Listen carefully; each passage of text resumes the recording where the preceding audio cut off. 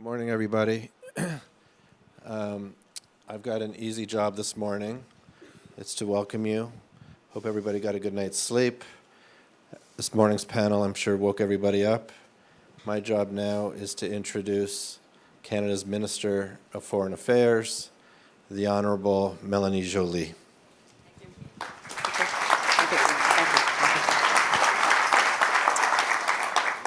Thank you, Peter. Good to see all of you this morning. Just to wake you up a bit, I'll speak a bit of French. So if you have some translation devices with you, please. Donc, ça me fait plaisir de vous voir ce matin. Merci encore d'avoir choisi Halifax et d'être ici au Canada, ce magnifique pays bilingue.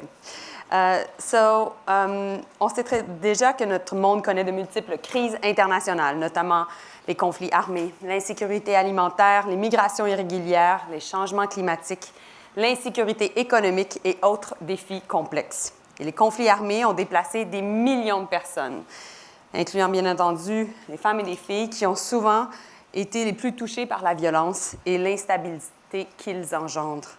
Alors, on observe des changements croissants dans la dynamique mondiale et l'audace d'autocrates qui cherchent à restructurer l'ordre international mondial fondé sur des règles et, bien entendu, qui génèrent beaucoup d'insécurité.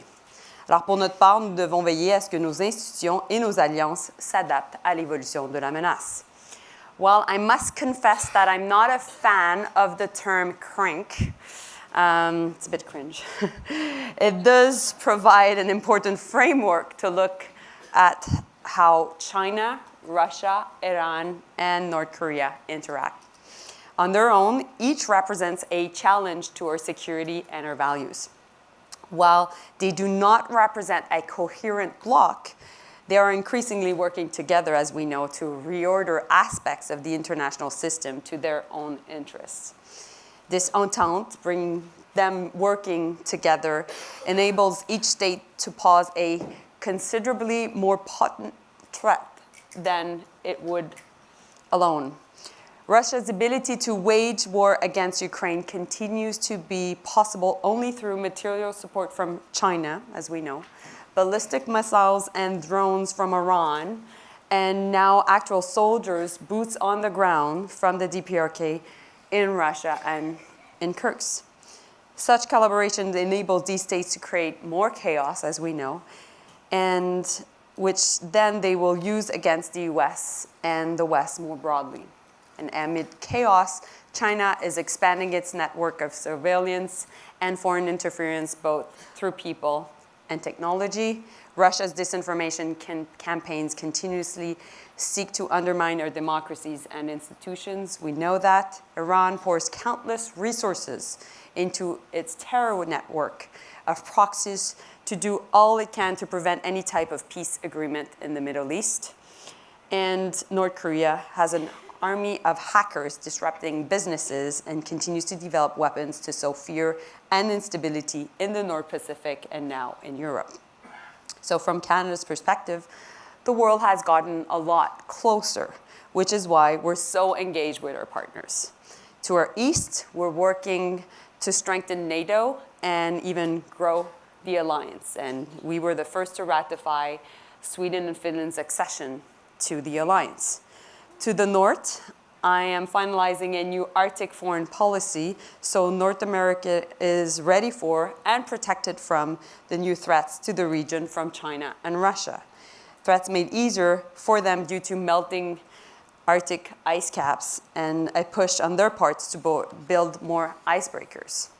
We want to, of course, keep the Arctic Council working, but we also know that since Russia is part of the Arctic Council, we need to work the Arctic 7, so basically US, Canada, and the Nordic 5 together to share more intelligence and be able to interoperate also on the security front.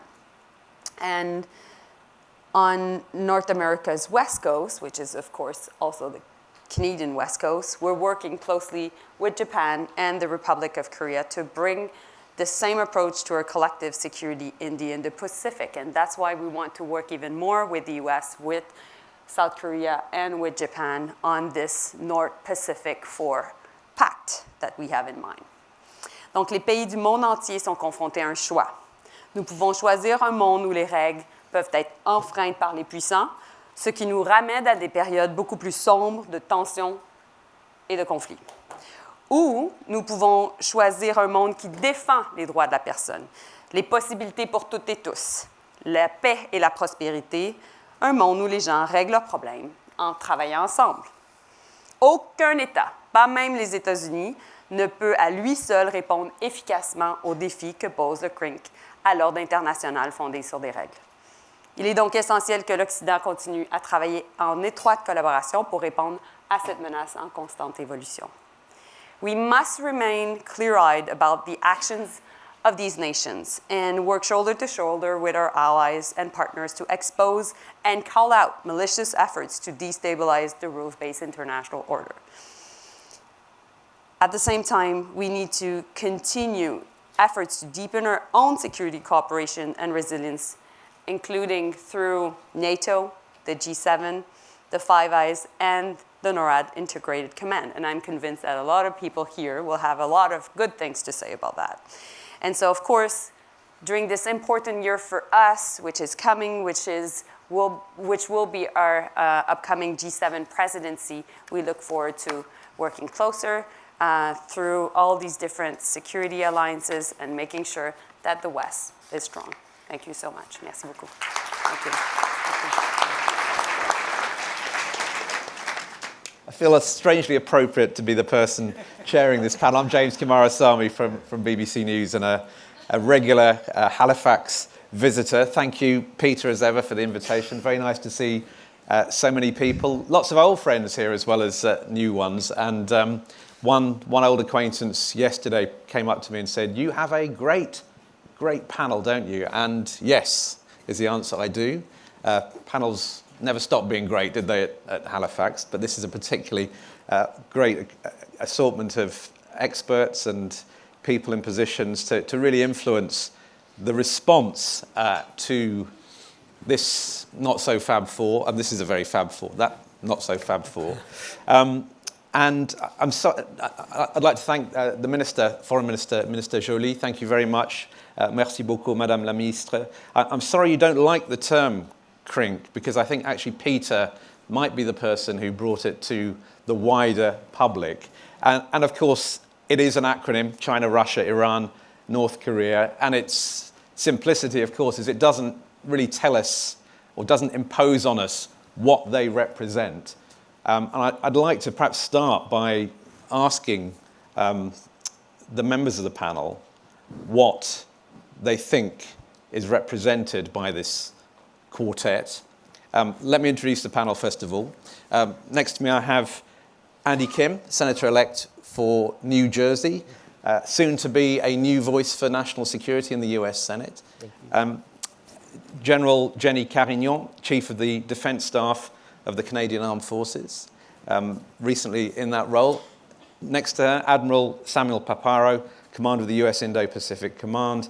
And last but not least, regular visitor of Halifax, Andrew Shearer, who is Australia's Director of National Intelligence. So a very wonderful high-level panel, I'm pleased to say. And I want to start with that question for all of you, really. The title of this is CRINKS Inc. CRINKS Inc. implies a business, a coherent whole. We heard the Foreign Minister say she doesn't think this is a coherent bloc, but do these four countries represent a single coherent strategic threat? Perhaps I can start with you, General Carignan. Thank you, James. Bonjour tout le monde. Good morning. If you'll allow me, I would first like maybe to respond to Senator Risch's statement yesterday about women in combat. Just very quickly, because I wouldn't want anyone to leave this forum with this idea that women are a distraction to defense and national security. After 39 years of career as a combat arms officer and risking my life in many operations across the world, I can't believe that in 2024, we still have to justify the contribution of women to their defense and to their service in their country. I wouldn't want anyone to leave this forum with this idea that it is some kind of social experiment. Women have been participating in combat for hundreds of years. However, they have never been recognized for doing so. They have been demobilized quickly and then quickly forgotten about their service and their commitment, again, to fighting for their country. And all the women sitting here in uniform, stepping in and deciding to get into harm's way and fight for their country need to be recognized for doing so. So again,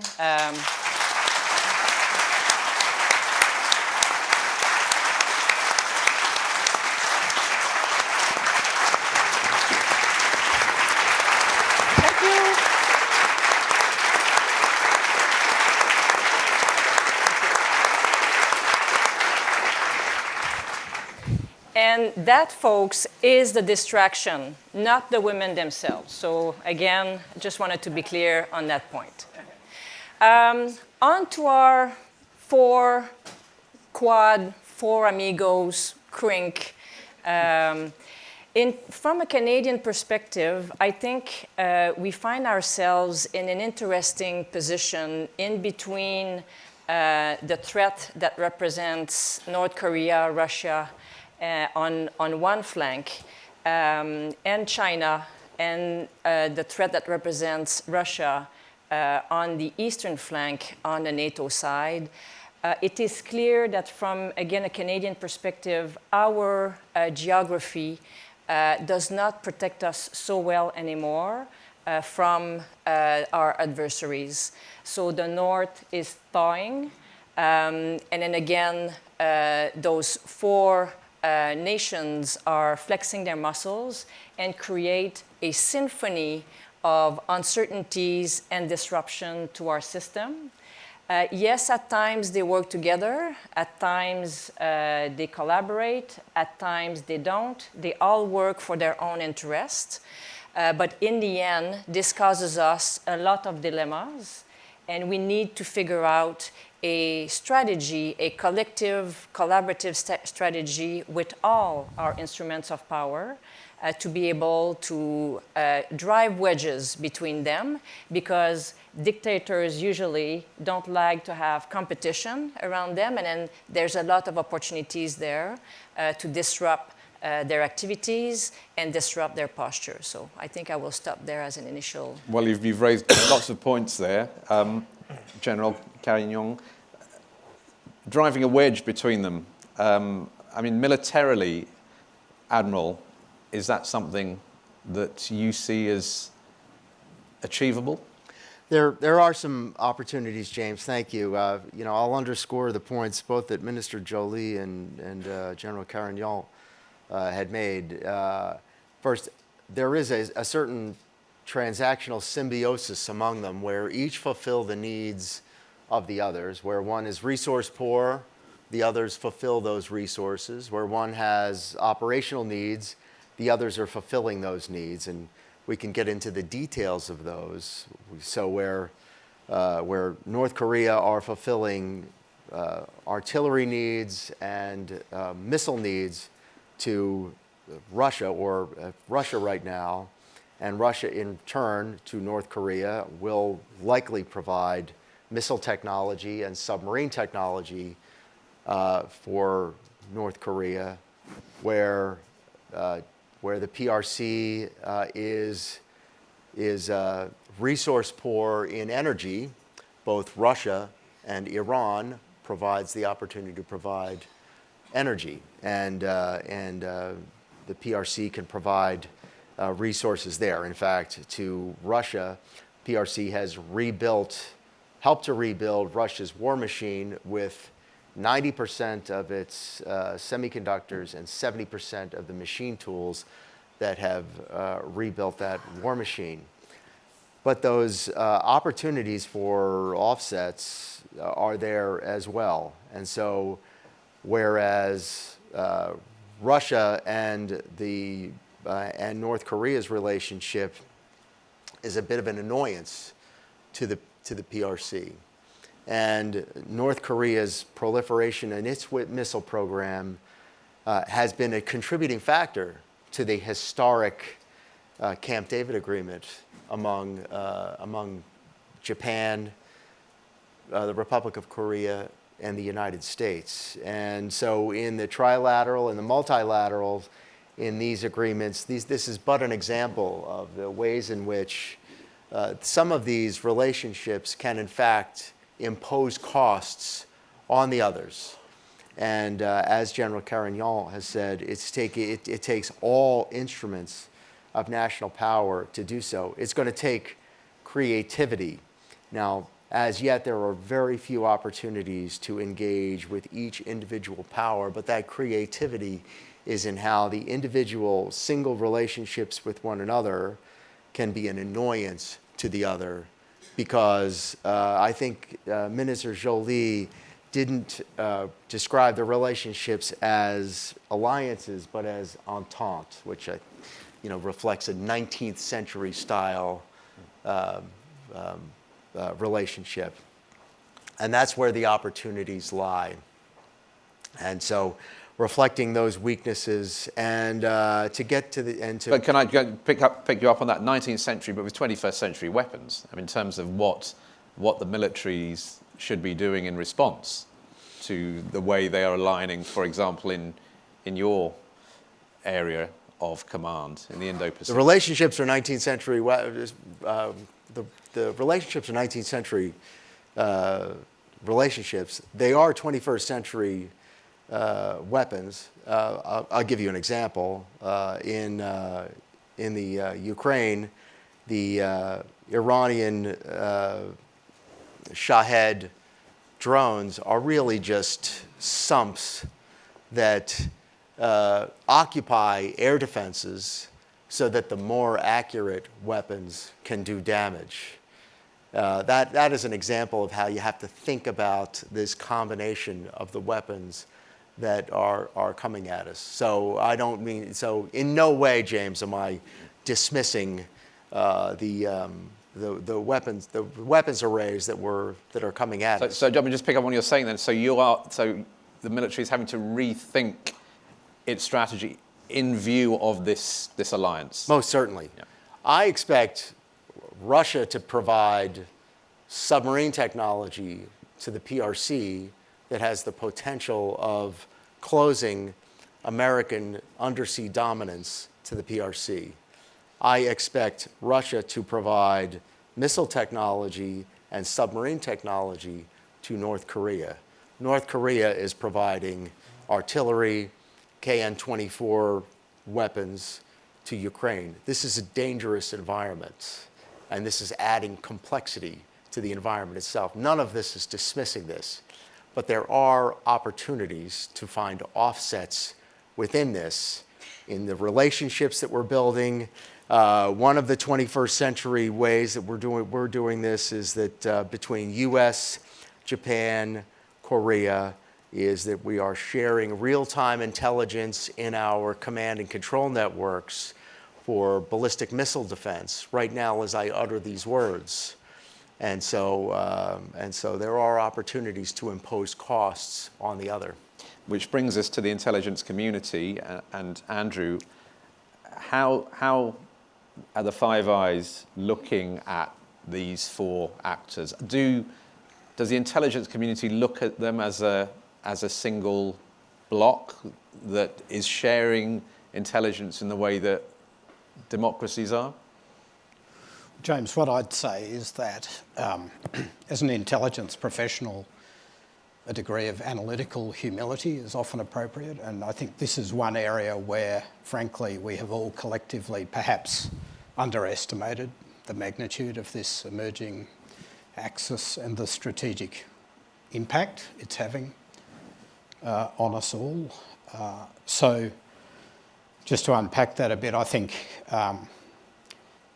we went after this sort of analytic fallacy in a way that because it's not an alliance, as we would recognise one with an Article 5 commitment at its core and all the other appurtenances of a Western-style alliance, perhaps we didn't need to focus on it as much as, in hindsight, I think we should have been earlier. I think we also fell into the trap of looking at each component in isolation and not seeing the linkages between them and the deep connectivity between one theatre and another, and the strategic implications of these growing webs of economic sanctions evasion, tech sharing,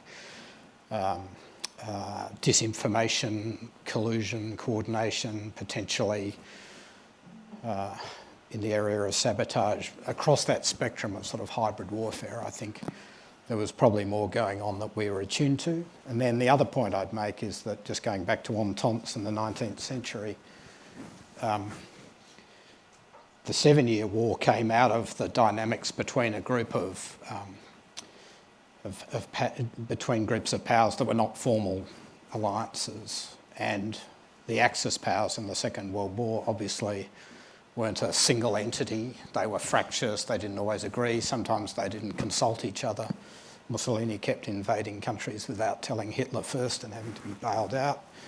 But that didn't mean that that axis couldn't wreak enormous strategic harm globally. And I think what we're seeing is a group of powers increasingly emboldened with an interest in undermining the liberal elements of the international order, looking in a way to mimic the strengths and advantages the United States has drawn from its leadership of the Western alliance system across different geographies, and working together to undermine at a really deep level the resilience of our societies, our political systems, to drive wedges between us and to put us essentially on the strategic back foot. And I'll just finish off by saying, right at the heart of this is the China-Russia partnership. Just last month, President Xi said that this strategic partnership would last for generations. At a bare minimum, it's going to last as long as Xi and Putin are there, would be our assessment. I think the idea of driving wedges between them is pretty fanciful. And I think if we don't face up to the reality that Putin is only still in the war in Ukraine today because of China's economic, diplomatic and dual-use support, we're not going to fashion effective strategies for countering China's strategic ambitions, and that means factoring that into our policies also towards Russia and the war in Ukraine. Thanks very much. Senator-elect Kim, then, did all roads lead to Beijing, and if so, how do politicians, diplomats, how does the American government influence the authorities there in a way that diminishes the threat from these four countries? Yeah. Well, building off of what was said before me, I'm somebody that worked originally as a State Department diplomat, now finding myself in an elected position in Congress. And one thing, as I'm a Democrat that represents a congressional district that Trump won twice. I'm learning to try to figure out how to be able to talk with a strategic vocabulary here. One thing I just want to say is, for my conversations back when I'm at home, I don't necessarily talk about it in acronyms or about these countries individually. What I try to convey to the American people right now is this sense that this is a new era of global politics. The rise of these four nations and their ability to disrupt and to have the impact that they do, it's because we are at a new inflection point moment as a world. We are so clearly no longer in the post 9/11 world. We're in a new era, but this new era is not shaped and determined. And these new eras, oftentimes the beginnings of these new eras are incredibly fluid, incredibly tumultuous, very chaotic. And what our job is to try to do is try to build an architecture of stability at a time when we see other countries challenging norms like sovereignty in an era to try to test what this new era is like. So I just wanted to share, we can talk about the individuals, countries, but why is it that they've been able to rise up? It's not just about the four of them. That we live in a time of just tremendous degradation in terms of trust in governance, trust in politics right now. And that's something I see and constantly in a battleground congressional district and seeing on the election trail. One thing I want to raise, this was something that really stuck with me. I had a conversation with a leader from Southeast Asia, called me up on the phone last year. And he called me up and he said, Andy, your country's not really going to default on your debt, are you? And I said, well, I'm going to certainly do everything I can to try to ensure that it doesn't happen, but I can't say for certain. And what was really interesting is the person on the other end, I could hear them just kind of go, huh. And they said something that I'll never forget. They said, I just want you to know when me and other leaders in other countries talk about America right now, we ask this question. We ask, is America a reliable partner? And they said that full well knowing what I understand the answer to be.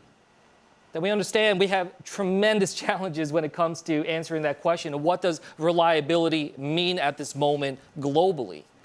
So I wanted to just kind of address that because when you're talking about what kind of power we can bring as the United States, as a broader coalition, when we come up here and we talk about what kind of military might we have, what kind of intelligence tools we have at our disposal, you can have the strongest military in the world, but if people don't rely on you, if they don't believe that and understand and trust that you can utilize that in a means, and when the chips are on the table and the crisis is full blown, what's the point? And so that's something that I think is really at a crux of this. We should think about strength not just in terms of hard power, not just in terms of military might and economic might, but try to recognize that at this point, with such a deficit of trust, we live in the time of the greatest amount of distrust in government in modern global history, let alone American history. That is something fundamental that we need to wrap our heads around. Otherwise, I don't know how we're going to be able to mobilize the power and the trust and the patience of the American people, let alone how we can build a coalition internationally. So how do you address that as you go into the Senate? Yes, well, look, a couple things that I'll say. So, yes, we live in the time, as I said, of a new era of politics. But what's interesting is that it is also coinciding with a new era of technological innovation advance, too. So these two paradigm shift moments in our human history are happening at the same time. So what we hope to do is to try to think through strategically how to be able to engage. And I get it. I work in what's arguably the most reactionary building in America. I get it, right? And it's so easy in Congress, in the Senate, to just get caught up with what's right in front of you day by day. We are not going to be able to marshal the kind of action, especially collective action, that we need to if we are just responding to just the moment of the day, driving in reverse. So what I hope that we can try to mobilize, yes, we have current threats, we have challenges every single day, but we should try to work together to try to think through what is our collective vision? What do we want this international system to look like 10, 20, 30 years from now? And try to think through how we can push forward in that way, how we can mobilize this innovation to try to understand how it can be used in dangerous ways, but also, how it is we can try to marshal that going forward to be able to leverage. So, I try to engage in that broader question of, again, redefining what security and strength is like, and try to think of the tools at our disposal. So, for instance, we passed the Chips and Science Act in Congress. Something that's trying to mobilize, invest in advanced manufacturing, try to reassert a sense of resilience when it comes to our supply chain. But we have real differences in the U.S. Congress about that effort. I've been on the Select Committee on competition between the U.S. and the Chinese Communist Party, an effort to try to mobilize on this question exactly. But despite our efforts to find bipartisan agreement on that committee, every single Republican member on that committee voted against the Chips and Science Act, and every single Democratic member on that committee voted for the Chips and Science Act. We have to get on the same page. We have to think through what does our effort to be able to mobilize on that way push forward on. I mean, we heard quite optimistic talk from sitting senators yesterday about bipartisanship and about reassurance with the new Trump administration coming in. Don't worry, things are going to continue as they are. But you're sounding a different sort of note. Are you worried? Well, I would listen to that conversation too. I mean, I think there is still a spirit, and certainly as I'm coming into the Senate, I feel it even stronger, a sense of having to work together. I'm somebody that worked in diplomacy. I worked under the Bush administration and the Obama administration. I want to believe in that. But yes, I do have concerns. I want to make sure that as we push forward and see what is to come with the new administration, we need to show and reassure that this vocabulary of America first does not mean America only. That we recognize that coalition building is incredibly important in this moment, and that is something that the United States has to be able to invest in with a sense of mutual respect. So yes, I do have concerns. I wouldn't be doing this job if I didn't. I'm a father of a 7-year-old and a 9-year-old. I worry about what kind of America, frankly, and what kind of world they're going to grow up in. I'm the son of Korean immigrants. My parents were born at the end of the Korean War. Now we're at a time, 70 years after that, where we're seeing North Korean troops in Ukraine fighting. Yes, I have real concerns about this moment globally right now in terms of understanding what's happening. And as someone who's worked in national security my whole life, the thing I hate the most in life is unpredictability. And there's a tremendous amount of that right now, and that worries me tremendously. Well, thanks very much. North Korea in Ukraine. Ukraine is the crucible at the moment, really, isn't it, for these four countries working together. And North Korean troops in Russia, in European Russia, is something that has focused, I guess, everyone's minds over the last few weeks. And I wonder what you think that represents. General Carignan, I've seen some analysis that actually this is a pipeline now that Russia is going to keep using almost as the way they were using the Wagner mercenaries before. How do you see that developing? It could be for all kinds of different reasons. Sure, the pipeline of troops being pushed from Russia towards Ukraine is not unlimited. So a little bit of help is always a good thing. So that might signal some difficulty in that sense. Conscription even for Russia, an autocracy is an issue as well. So it's managing this space. But also it might be a way to demonstrate, that partnership and then trying to convince us that they all work together. But again, it is a significant change in the dynamics in terms of how this conflict is evolving in Ukraine, because it's also benefiting China as part of this, as Russia is expanding capital and efforts towards Ukraine, not achieving the objectives that they had set for themselves from the beginning. So they feed off each other. They are all interconnected, and then they find those opportunities as the situation evolves. And again, the importance for us to understand that these are regional powers now, which means a multipolar type of dynamics between those regional powers and us, the West. But it's also multidimensional in terms of the mechanisms being used to weaken and then exploit the vulnerabilities of democracies. So disinformation and how it affects the resilience of our domestic situation, where you've got these, all of a sudden, narratives coming out of nowhere, countering our own values in ways that it's quite concerning. So our own domestic resilience to sustain this amount of disinformation, in terms of what communication are we using, what kind of mechanism do we set in place to engage in a conversation, to reestablish trust in the institutions. Strategic communication, I know this is a very important part of what you do as well. How do we organize ourselves? It's cyber threats. It's coming from space. It's coming from hybrid sabotage. And then again, exploiting each other's vulnerabilities as part of this context. So all the instruments of power again, collectively we'll need to put that to work to disrupt and create dilemmas as well on the other side. And I wanted to ask, I mean, maybe Admiral Paparo, General Carignan talked about weaknesses on our side, but what about on the other side? I think it was Admiral Bao yesterday said, if North Korea is your best friend, you're not in a good place. I mean, is it a sign of weakness that Russia is depending on North Korea for its troops? I don't know. I mean, I think almost the entire. I think it is a.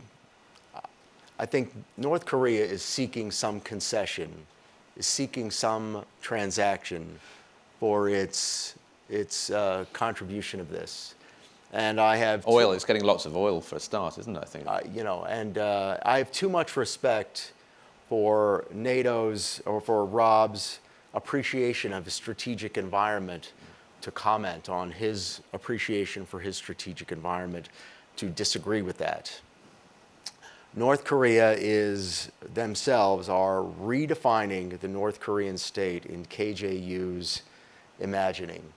They have declared South Koreans as an other.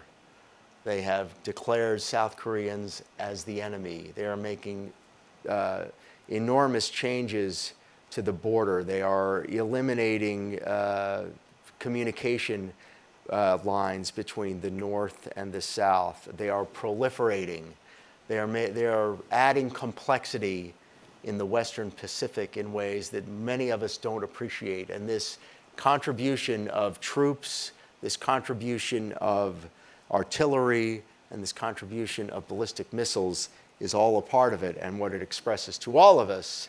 And one of the reasons that I'm here in Halifax in the Atlantic is just how connected the security environment is worldwide, and why this panel of CRINK is important to us, is really the connection of these issues, is that the entire North Korean state is a weaponized state.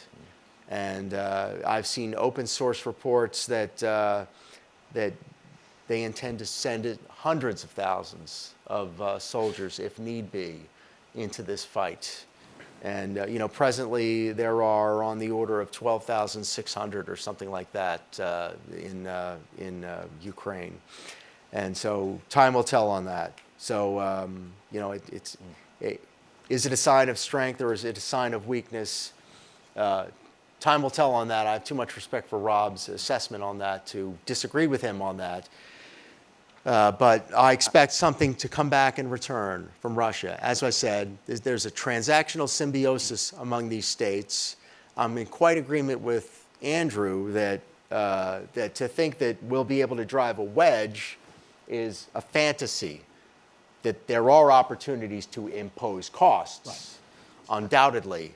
And there are opportunities for us to draw strength and to build connections, undoubtedly. And it is driving connections. Frequently, we hear accusations from the CRINK states that we're the aggressors within this. And when you hear those, come back to the point about who are the actors that are seeking change? Who are changing the borders? Who are the aggressors in this? And when you've answered those questions, that will tell you who the aggressors are and who's seeking change. Thanks very much. I want to open it up to questions. Just one final thought, Andrew, maybe to you. Again, this was something that came up yesterday. Are we now living in a world, you talked about perhaps being a bit behind the times or taking the eye off the ball and seeing this grouping develop. Are we in a world now where we can't really talk about a rules-based international order, but two separate competing ones? Yeah, that's a big question. I think the rules-based order, frankly, turns out to have been, in hindsight, a power-based order, and that was unchallenged US military power, which made possible the liberal order of the last 50 years with all its benefits for so many countries. Was the US always a perfect hegemon within that system? Occasionally not. It had shifted its weight around, and there were consequences from that. But overall it worked because the United States was a relatively benign hegemon. I think what we're seeing with the emergence of this axis is another example where, and we have a costly long history of this, where we have underestimated revisionist powers when they lay out their strategic objectives. Putin's done this years ago, Xi did it years ago, and we find ways to remain in a state of denial that those could really be their objectives. And we wake up in a world where there are North Korean troops fighting in Ukraine, where, to be clear, Putin is in the process of regaining the momentum in that conflict, in large part because of that infusion of troops and weapons from North Korea, because it's ultimately, as we know, a pretty finely balanced contest. Where the intent of these revisionist powers is something we've underestimated. It's a world where we've got Russia conducting sabotage and assassination operations across Europe with apparent impunity. And a large part of this is because we haven't adjusted our mindset and taken on board the scale of their strategic ambitions, our appetite for risk and our preparedness to put up with tension and friction, and from time to time to be the ones who are actually escalating in the contest, whether it's vertically or horizontally in other domains, and finding ways, as I think Sam said, to impose cost and to take risk on ourselves and discomfort in our trading relationships or our diplomatic relationships. We are not there yet. And my own view is we won't take the disruptive, deterring types of measures that we need to unpick this axis before it does massive strategic damage, until we adjust our mindsets, shift our policies, increase our defence spending, and become, frankly, more assertive in the contest. Lots of food for thought, and I'm sure quite a few questions. So if you would mind, yes, a few questions, one or two. So if you'd stand up and brief question, introduce yourself. Over here.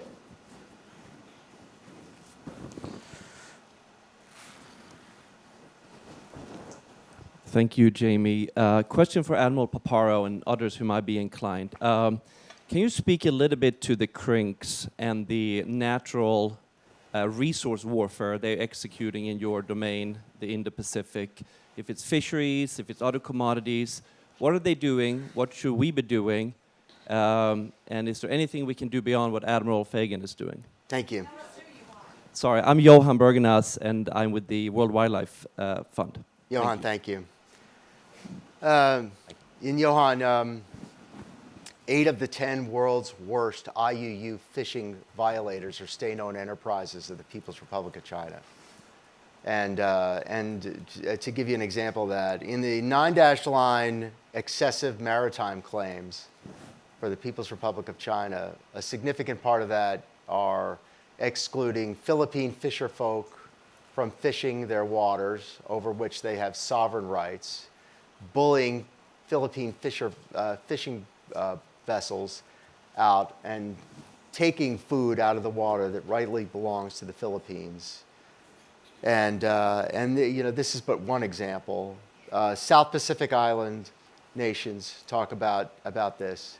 And then it just doesn't extend just to the EEZs.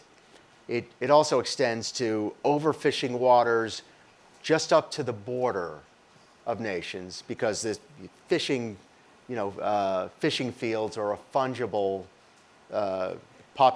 population. It also extends into South America and South American nations, because the area of responsibility goes from Rapa Nui all across the South Pacific. And it's a significant draw on resources. And the tendency when you talk about U.S. Indo-Pacific Command is to think about submarines and fighter jets, but a significant focus of attention is also on fisheries and these issues as well, and this is a significant issue for us, and it has the potential to be a real driver for conflict as well. So I thank you for bringing that to our attention. The solution for this is, number one, maritime domain awareness. Number two, the ability of South Pacific Island nations to understand and be able to patrol and defend their exclusive economic zones and to be able to enforce their sovereign rights. And most importantly, the solidarity of partners to stand together to defend the United Nations Convention on the Law of the Sea, because without that solidarity, UNCLOS is not worth the paper that it's printed on. And this is what they stand on, which is they want to peel off each individual state bilaterally and use the power of the one individual state. There was a quote from 2010 ASEAN, "We're a big state, we're a big country, and you're a small country," and that's a fact. And we've got a smallish amount of time, so I'm going to perhaps move on. Thanks, Admiral. Yes. I'll begin when the mic's coming over for time's sake. Oh, she just... Paula Dobry, well, it's not on. All right. Paula Dobriansky, Harvard University. Quick comment, Admiral, I wanted to highlight, because it's relevant to this panel, you mentioned the interrelationship between the Indo-Pacific and the integration with the transatlantic community. Prime Minister Kishida, before he left, he came to a Congress. He spoke very specifically, if there's no victory in Ukraine, which is so relevant to this forum, yes, that then there will be severe implications for Taiwan and for the Indo-Pacific. I wanted to state that and underscore that. My question to you and Andrew is, you both said that we don't have instruments to provide wedges, that's not realistic. But we do have we don't have NATO, we don't have a collective defense alliance, but we do have the quadrilateral security dialogue. And I'm very curious, do you think there's a base there from which to build from because of the Malabar exercises? Also, Korea, the fact that Korea has expressed an interest of coming in, what are the opportunities there? One, I will say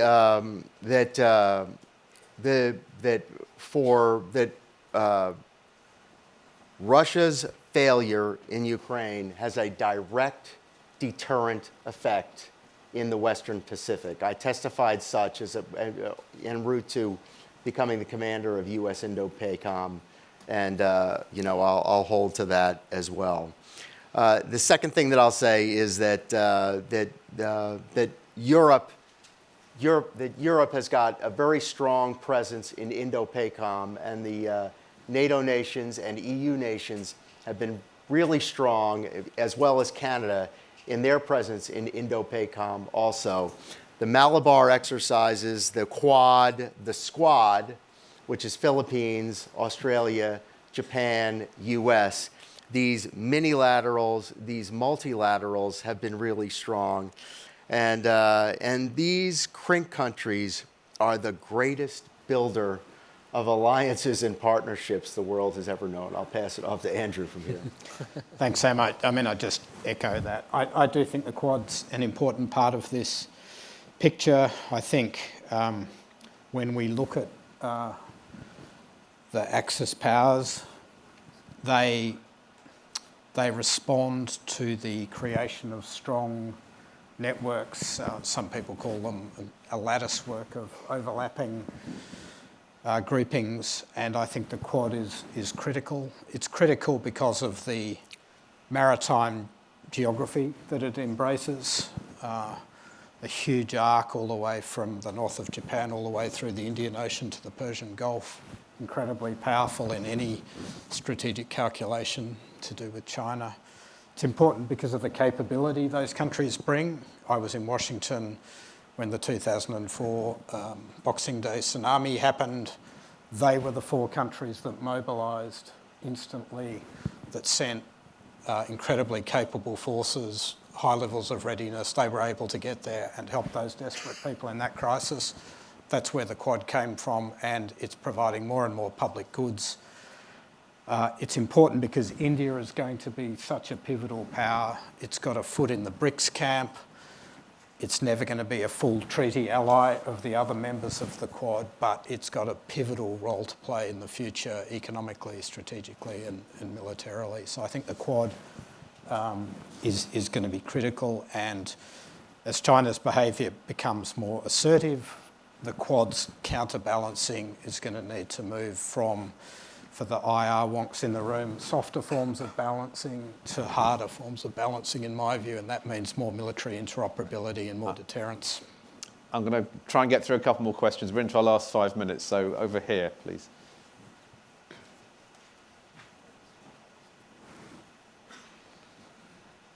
Hello, Alan Mendoza from the Henry Jackson Society in London. I want to pick up where Andrew left off in the prelims, just talking about the mindset change needed, although Andy Kim, I'd be interested very quickly in your thoughts. We need a mindset change, it's quite clear, but where's it going to come from? If you look at the Cold War, the previous example of this, we had leadership. You had the Truman Doctrine, you had Churchill's Fulton speech, later you had Margaret Thatcher and Ronald Reagan clearly enunciating it and then following it through with the budgets to actually fight the enemy. Where in the contemporary age are we going to see this mindset change developed, and how are we going to deliver on it to get the alliances working against the CRINKs again? I'm happy to address this. Well, look, I mean, I think these conversations are an important part of it. You know, what we were saying earlier is, you know, we live in the most multipolar era in a century, and the challenges that we face. So that coalition building is key, whether it's the Quad and other things that was discussed, things that the United States has done with the US, South Korea, Japan trilateral, and other efforts to try to actually use multipolarity to our advantage, to try to prevent China from becoming a regional, a hegemonic power solely in Asia that could then be a launching point for even greater global advancements. You know, I think that these types of efforts that we're trying to mobilize. The other thing that I was going to say is, and this is what I was trying to get at earlier, is the fact that this is overlapping with this new era of technological advance, I think really shows that this needs to be something that isn't just thinking about it through government leadership in that way, but really trying to think through how to harness that private sector, that capabilities on that end, to be able to make sure that the coalition we're building is going to be the dominant force in terms of the innovation of the future, driving it in AI, in energy, and other capacities there. I think we're going to see a lot of that idea of what moves forward in that way, both in terms of what's the gain, but also, as mentioned, what the general and others said about the disinformation and the negative, damaging sides of that. So I think a lot of the vision for that will come from that nexus there with the innovation.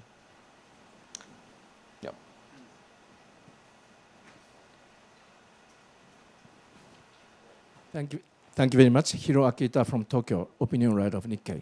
So my question is to Mr. Admiral and also others, if possible. My question is about the next Trump administration. I'm sorry to ask about it. But the 2 questions. How do you assess the impact of next Trump administration on the subject you discussed? And secondly, maybe Mr. Trump have risk, but also benefit in his approach, which is very unpredictable or disruptive, in order to shake China, North Korea, Russia, Iran. So second question is, how do you think we can maximize the our leverage by using Mr. Trump's DNA? Thank you. Right. Okay, thank you. Thanks. Who wants to take that on? Well, I'll take it on this. Well, first, as I'm a uniformed officer, so I really don't make comments of a political nature. I'll just make the comment that, and it's my job to implement the policy as best it can and to offer the advice, and then I get behind that policy and give it the best go that can best possibly be done. But for all of our allies and partners in the room, I'll say that there's you know, from a particularly from the particularly in the where regard these the I just I really see a lot of continuity coming. So that's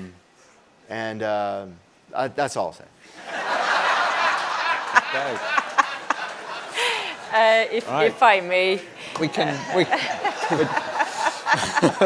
Right. Well, I think have we got time for one very short question? Gentleman over here. Thank you.